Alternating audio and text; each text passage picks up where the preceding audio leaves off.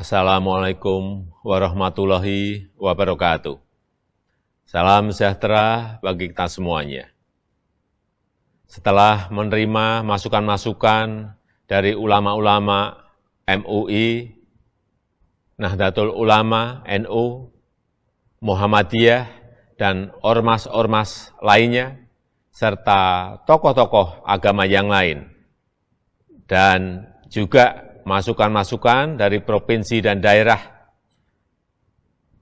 Bersama ini saya sampaikan, saya putuskan lampiran Perpres terkait pembukaan investasi baru dalam industri minuman keras yang mengandung alkohol, saya nyatakan dicabut.